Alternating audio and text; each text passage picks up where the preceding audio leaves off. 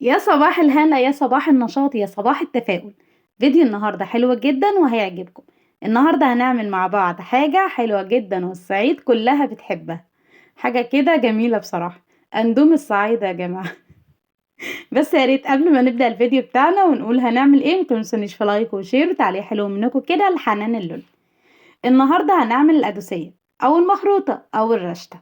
يعني ايه رشتة؟ مش عارفة، عندنا في الصعيد وأسيوط بالتحديد بيقول عليها رشتة، في ناس بتقول عليها القدوسية وناس بتقول عليها المخروطة.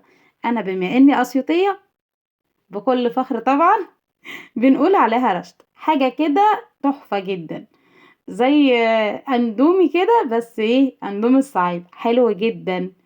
بتستخدموه بإيه أو إيه المكونات بتاعته؟ دقيق وذرة ملح وحبة مية من الحنفية، بس كده، مفيش حاجة تاني بتضاف عليه إلا بعد ما بنعمله بقى. معايا بقى كمية الدقيق اللي انت حابة تستخدميها. انا مستخدمة 2 كيلو دقيق النهاردة، وللعلم كمية الدقيق دي هتعمل معاكي وليمة كبيرة قوي. الرشطة او القدوسية او المخروطة بتعمل معاكي كمية كتيرة قوي. هي حاجة زي الكسكسي كده يا جماعة، وحاجة زي ايه كمان، يعني حاجة حلوة جدا تاكليها في الفطار، تاكليها بالليل، بالنهار، في العصرية، صبح، غدا، عشاء، بصي براحتك. هي حاجة كده ليها كذا طريقة بتتاكل بيها، بس انا هقول لكم الطريقة اللي مفضلة بالنسبة لي. اول حاجة جبنا الدقيق بتاعنا ونخلناه كويس جدا، ولازم تنخليه يا ست الكل، وبتعجنيه بمية من الحنفية وتحطي رشة الملح علشان الحسد. لا يا جماعة، مش عشان الحسد ولا حاجة، السنة طبعا. خلاص كده، وعايزه افكرك بقى ما تنسينيش في لايك وشير وتعليق حلو منك كده يا ست الكل. بعد ما عجنت العجينه بتاعتي مش هنسيبها ترتاح ولا اي حاجه، عادي يا ست الكل. بتقطعيها بقى كور صغيره كده على حبه دقيق وتركنيها يا ست الكل جنبك. تمام كده، ما تركنهاش جنبك وتروحي انت في حته، لا، انزلي اعملي لايك وارجعي تاني يا ست الكل. هنكون خلصنا الكميه بتاعتنا اللي احنا عملناها. وعايزه اقولك او افكرك تاني ان الرشطة او القدوسية بتعمل معاكي كمية كبيرة جدا، تمام؟ يعني ما تعجنيش بقى 5 كيلو دقيق وتفضلي بقى تعملي فيهم اليوم كله، لا، احنا ورانا حاجات تانية لازم نعملها. عايزة اقول لكم ان ده اسمه قدوس. القدوس ده بيتجاب جاهز، لو مش موجود عندك تقدري تحطي مصفى فوق اي حلة عندك على البوتاجاز. جبنا بقى الطبلية بتاعتنا، بما اننا في الصعيد وفي المزرعة، فهنعمل كل حاجة على النهاردة على الطبيعة. العصاية اللي انا ماسكاها في ايدي دي اسمها في الصعيد عود. بتفردي بيه العجينة يا ست الكل، تمام كده. تفرديها بقى زي ما انت بتفردي الرقاق، الفطير الفلاحي طبعا اللي هو المشلتت، بيفردوه بالعود ده. ما عندكيش العود ده تقدري بالنشابة بتاعتك، ما عندكيش النشابة تقدري كمان تعمليه بأي حاجة عندك. مثلا لو عصاية مقاشة تشتريها جديدة ونضيفة طبعا، ما تكونيش استخدمتيها، تعمليها زي العود كده وتستخدميها يا ست الكل، تمام. وبعد بقى ما بنفردها كلها على شكل دايرة كبيرة زي الدايرة اللي احنا بنعملها بالعجين بتاع الرقاق، زيها بالظبط، تمام يا ست الكل. وبتبقى نفس السماكة. يعني انا عايزة اقول لكم كمان ان الدقيق ده كان بيسيب مني حبة، يعني مش دقيق فاخر درجة اولى. علشان كده كنت حاسة ان العجينة بتطرى معايا مع الفرد. بجيب بقى المكنة، لو انت بقى مش عندك العود خالص، ولا بتعرفي تنشبي، ولا بتعرفي تفردي العجينة بالعود او النشابة، عندك في المكنة بتاعت القدوسية نفسها اه اخر يمة بتفرد معاكي العجينة بدرجة اللي انت تتحكمي فيها، ليها تايمر بتظبطي منها المقاس اللي انت عايزة تعملي بيه العجينة بتاعتك. بعد ما فردتها رحت مغيرة بقى الدراع وحطيته في اليمة اللي بتعمل بقى القدوسية بتاعتك او المخروطة، تمام يا ست الكل. شايفين بقى طالعة معايا مفرهدة كده، وكل حاجة كده لوحدها مش متشبكة في بعض ولازقة والكلام ده كله. طبعا احنا ستات شاطرة وعارفين ان هي طول ما هي لازقة معاكي بتبقى محتاجة دقيق، ومحتاجة ان هي تتفرد كويس، ومحتاجة العجينة ان هي تنشف منك. طول ما هي طالعة كل واحدة شريطة بوحدتها كده ومش لازقة في اختها، متفرقين كده ومخاصمين بعض، تبقى هي مية مية وزي الفل. وعايزة اقولك اعملي حاجة بنظافة، واغسلي الاطباق كويس، واغسلي المواعين اللي انت بتعملي فيها، هتاخدي منها بس حبة قدسية كده تحفة. عايزة اقول لكم بقى حبة سمنة بلدي وهتشوفوهم ده احلى حاجة في الفيديو. انا بصراحة بحبها بالسمنة البلدي والسكر بس، مش بضيف عليها لبن ومش بضيف عليها مكسرات. ولا عسل ولا اي حاجة. هي باكلها كده بالسمنة البلدي والسكر بس كده. عايزة تطحني السكر تحطيه فيها براحتك، مش عايزة تطحنيه هي وسخنة كده تنزلي عليها 3 4 معالق سمنة بلدي وتحط عليها السكر. عايزة اقولك حاجة تحفة، هو اسمه اندومي الصعايدة. عندكم يا بتوع الاندومي بتاعكم الحاجة الكيوتة كده؟ لا، لما تاكلوا ده تعشقوه. طبعا كل الصعيد بتحب تقريبا القدوسية، حاجة كده روعة، حاجة معمولة في البيت تصحي كده الصبح في نشاط وحيوية.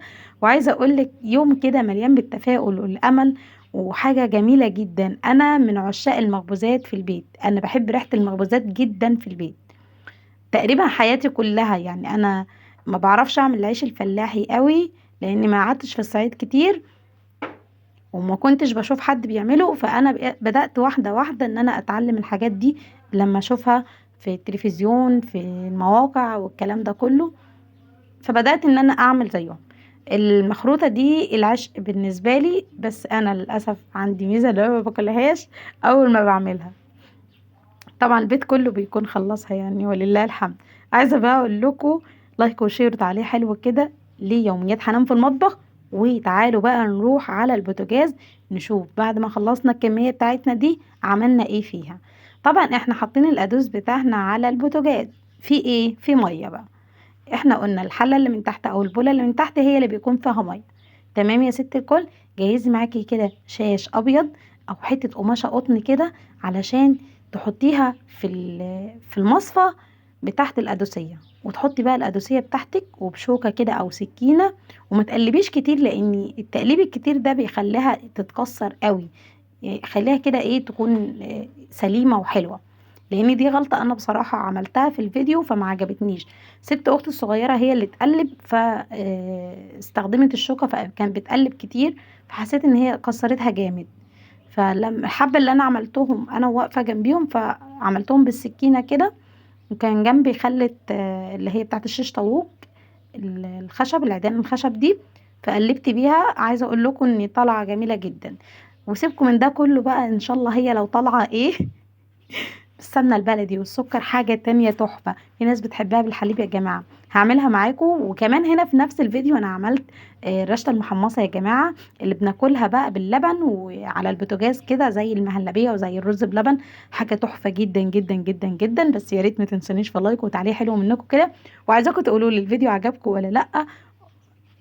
ما هو انتوا مجبورين انتوا قولوا لي الفيديو عجبكم ولا لا، نكمل في الفيديوهات دي ولا لا. او زي بقى ما وريتكم كده، او اللي انا اقصده احنا بنجيب النشابة او العود وبلمها عليه، وطبعا بيكون جواها حبة دقيق بسيطة كده علشان ما تكونش معاكي تقيلة كده ورخمة. وبتقطعيها بالسكينة وبتروحي بقى واخداها على المكنة على طول وبتخرطيها. تمام يا ست الكل. عايزه اقول لك ان سهله جدا. في بقى جماعه شاطرين جدا بصراحه بيخرطوها على ايديهم بالسكينه، بيجيبوا سكينه حاميه كده وبيخرطوها رفيع جدا جدا على ايديهم. بصراحه انا ما جربتش اعمل الطريقه دي لان انا من يوم ما طلعت وانا على الدنيا وانا المكنه دي في وشي.